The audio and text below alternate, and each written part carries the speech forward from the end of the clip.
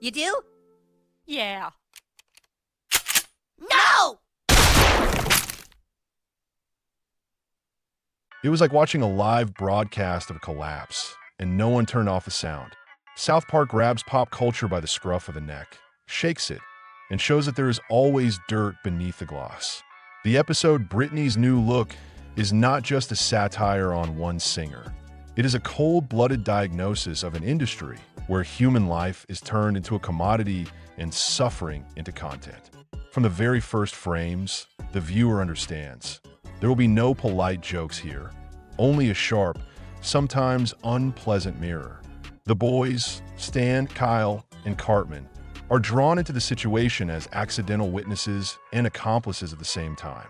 Their actions resemble a children's game that has suddenly become deadly serious. They have cameras in their hands, they have curiosity, and that is enough to provoke a chain reaction. The paparazzi in the series are shown not as frequent irritants, but as predators with sharp lenses. They silently measure the price of the moment, and the more the soul of their photographic prey cracks, the cooler their catch. They don't ask questions, they shoot the answers, and therein lies the tragedy of modern attention. At the center is Britney, tired, worn out, and defenseless. She is not a caricature of a star, but a living figure on whom public interest is honed. In one shot, she seems to be trying to escape the camera's light. In the next, the light strips her of all her personal edges, leaving only an image. The episode skillfully mixes the tragic and the farcical. The suicide attempt is shown in a way that is both shocking and ironic, so that the viewer cannot relax. South Park offers no moral cushion. Here, pain is not dramatized for the sake of tears, but is presented so that everyone can see how cold and calculating the mechanism that feeds on this spectacle is.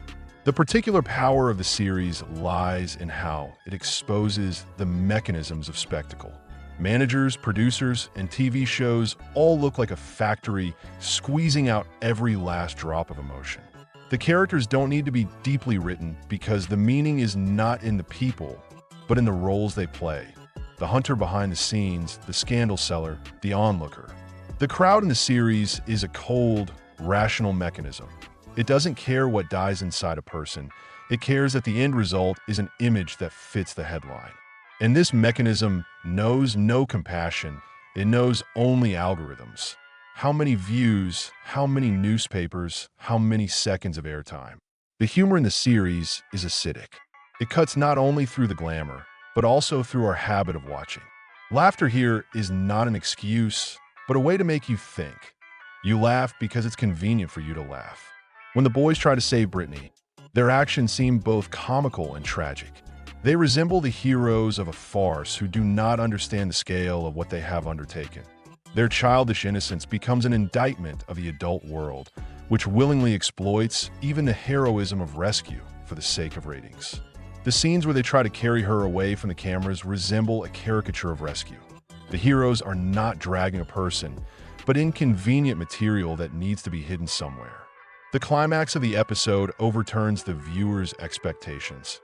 Instead of rewarding the heroes and punishing the villains, the series shows a system where the exchange of attention is a currency with its own logic. In this logic, the victim never really disappears. Her fate is recast into a plot, and then into a new commodity. South Park forces us to turn to the mirror and see not only Britney there, but also ourselves. Laughing, filming, liking, forgetting. And it is this mirroring that makes the episode painful. It does not command or teach. It shows without embellishment, leaving the viewer with an unpleasant aftertaste. The scenes in the hospital work like a cold inventory. Plastic curtains, monochrome light, the faces of doctors absent-mindedly performing procedures, and at the same time, cameras striving to catch every tear. Medical routine and media spectacle overlap, and as a result, a real wound becomes material for the next news report. The director's play with time adds a sense of ritual.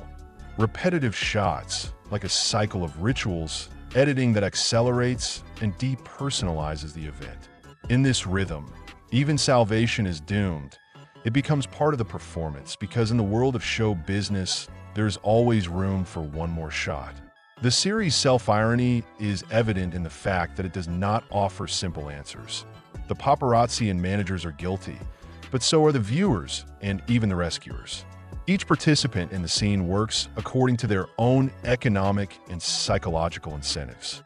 The irony is that in a world where attention is a commodity, good and evil are judged by how many seconds of screen time they bring. It's a flawed morality, and South Park hits it hard and without mercy. The crowd doesn't have time to recover before it's ready for the next scene. After the hospital comes the TV show. After the TV show comes the tabloid. After the tabloid comes another reason to panic. It would seem that the rescue should have closed the topic. The person survived, we can breathe a sigh of relief. But South Park shows that rescue here is only an intermediate episode in an endless drama. Britney returns to a world where her body and voice remain commodities. Even her wounds are neatly packaged into the plot. Her trauma ceases to be personal. It becomes a public service. Someone pays for it, someone monetizes it, someone turns it into a meme. And everyone who touches this story remembers the main thing. It's not the person that comes first, but the effect. The boys, the ones who started the chain reaction, seem to be going through a stage of growing up through shock. Their childish excitement is replaced by the weight of guilt. This is not just a prank with a camera, but an action that has led to real consequences. But the series does not succumb to sentimentality. Their internal conflict does not end with repentance. They try to understand whether it is possible to somehow compensate for a system that feeds on the pain of others. The answer given by the creators is bitter. No. The system does not ask for forgiveness. It asks for continuation, and even attempts to help look ugly against its backdrop, because help itself becomes material for spectacle. Humor in the episode is a tool, but not a means of escaping pain. In one scene, the children try to create a safe place for Britney, but even their refuge turns into an attraction. Fans come to see the place of salvation, and cameramen record exclusive footage. The joke here is not about the situation, but about our habit of turning any action into content. South Park masterfully balances on the edge. Laughter evokes both disgust and recognition. We laugh because we recognize ourselves. It is laughter that leaves a bitter aftertaste. The director's choices enhance the effect. Monochrome shots are replaced by bright, almost aggressive inserts of tabloid headlines. Music that seems innocent turns into background accompaniment to a ritual. All these elements create the feeling that the viewer is not an observer, but a participant. And this is the key point of the series. We don't just see, we perpetuate. Every like, every retweet, every reposted scene is an element that supports the system. South Park doesn't ask us for anything more than an honest admission. Yes, I watch it too. Such an admission sounds bitter, but it frees us from illusions. The episode is not limited to criticizing mass culture. It goes further into the depths of structures. Who wins and who loses in this game? Producers and paparazzi do not act out of malice, but according to market logic. They are merely executors of an algorithm created by consumption. And consumption is us. Barter, focus on emotions. And that is why the main goal of satire is not to punish individual characters, but to show a system where punishment and reward flow through the same channels. That is why the final scenes seem cold. The show does not end with the tragedy of the main character. It continues. This is the harshest idea. As long as there is demand, there will be supply. As long as there is a screen, there will be victims. There is also an element of tragicomedy in the series. Society demands victims, but at the same time wants them back as before, in their former status quo, fresh, smiling, and ready for a new round. The series shows this paradox through images. Managers hastily erase the consequences. PR agents compose a new version. Society sends signals of either approval or indifference.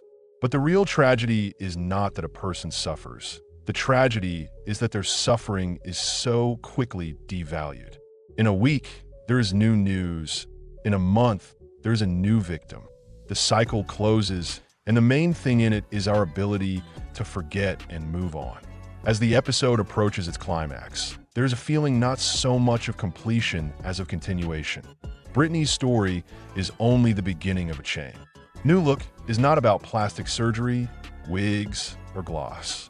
It's about how society creates and destroys images, how it shapes expectations, and how it then, like a hungry beast, demands renewal. South Park, coldly and uncompromisingly, asks a question to which there is no easy answer. Are we ready to see things differently? Or is it easier to just switch gears and laugh again? The second part of the series leaves room for reflection. The authors do not impose morality. They offer a mirror. And looking into this mirror is painful because the reflection is us. In the next part, I will analyze what specific cinematic techniques are used in the episode to reinforce the theme, how the image of Britney is transformed into a symbol, and why the ending leaves us with the feeling that we were only shown the screen, and behind it, in the darkness, the whole mechanism continues to move. Now let's move on to how South Park constructs this satire. What cinematic techniques help turn a real scandal into a metaphor? Why Britney's image becomes a symbol, and how the story ends, not so much with the singer's story, but with the story of our role in it. First, editing and rhythm. The episode is built on sharp, almost jarring editing transitions. Close-up, medium shot, tabloid insert, close-up again. This jagged rhythm creates the feeling that events are happening simultaneously on several levels.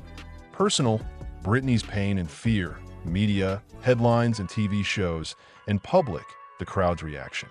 The editing turns time into cycles. The incident is repeated, reworked, and returned to the air as a new product. As a result, the rescue loses its linearity. It is not the end, but another iteration of the plot. Next is the angle and composition of the frame. When the action focuses on Britney, the directors use close-ups, but not for intimacy. In the context of a series, a close-up is not a gentle empathy, but a tool for exploration. The face becomes a map on which the viewer sees the traces of the camera and the audience. The external intrudes on the personal. The lenses seem to physically press down on the character, the frame shrinks, and breathing becomes shorter. The contrast between these moments and the panoramas, where the figures seem faceless and small, the crowd, the tabloids, the studios, emphasizes the dissonance between individuality and the masses. Sound is another important component. In the episode, sound is often separated from the action. Laughter, headlines, and the annoying melody of a TV show are superimposed on the drama like a sound raid. Musical themes and jingles become sound markers of the ritual. They're repeated at the right moments and give everything that is happening a show feel. The fact that the soundtrack is sometimes out of sync with the emotional dynamics of the scene reinforces the effect of alienation. The TV commentary and commercials continue to speak their lines even when reality is falling apart. The symbolism is simple and harsh. The camera is like a sacrificial stone, the tabloid is like a sacrificial knife, and the crowd is like a ritual choir. The paradox is that these symbols are not explicitly imposed. They arise from a combination of techniques and plot. For example, the recurring metaphor of the new look works on two levels. First as irony about the concept of image, then as a sarcastic remark about the brand consumption of personality. The image of a hero who only has the lower part of his face left, as in one of the episodes, is hyperbole, but it is accurate. A celebrity is deprived of everything that makes him a living person, and only an image suitable for sale remains. The background characters serve as systemic indicators. Managers, producers, and presenters are not simply bad, but executors of market logic. This is an important move. Satire can easily be confused with simple condemnation of individuals, but South Park shows that the problem is deeper. It is structural. That is why scenes with television programs / the press do not offer moralizing pauses. They demonstrate the algorithm by which everything works. The ethical tone of the episode is interesting in itself. The creators do not offer an unambiguous condemnation of the viewer. They do not say, "We are all bad." Instead, the series encourages self-reflection. You see how it works. You don't like it, but can you stop it? This is not a drama of salvation and punishment. is an invitation to acknowledge one's involvement. Therefore, the ending does not provide catharsis. It leaves a feeling that the mechanism continues. This decision may be irritating, but it is stronger than standard morality. It takes responsibility out of the purely personal sphere and transfers it to a social context. Finally, influence and legacy. The episode was released in 2008, but its message remains relevant. The media ecosystem has only become more complex. Algorithms have amplified attention cycles, and platforms have made content even more instantaneous. That is why Britney's new look is now perceived as a kind of warning. The tools have changed, but the logic is not. The very appearance of such an episode in a popular animated show is an act of cultural reflection. The authors not only mock, but also capture a moment that will later become the subject of public debate about celebrity rights and the morality of media consumption. What remains in the end? One gets the feeling that the series is not so much telling Britney's story as exploring the phenomenon of turning life into a product. Britney in the episode is not just a specific celebrity, but an index of our culture of attention. She shows how we consume and how this consumption comes back to us, to our habits, to our empathy. And South Park, like a mirror, holds this flip side right in front of the viewer's face. I will conclude this section with a thought about what makes satire effective. It is not loud condemnations, but the ability to make the viewer see themselves in the mirror. This episode does just that. It does not simply accuse, it reflects. And in the mirror, if we look closely, we see not only Britney, but also our own hands holding a phone with a camera.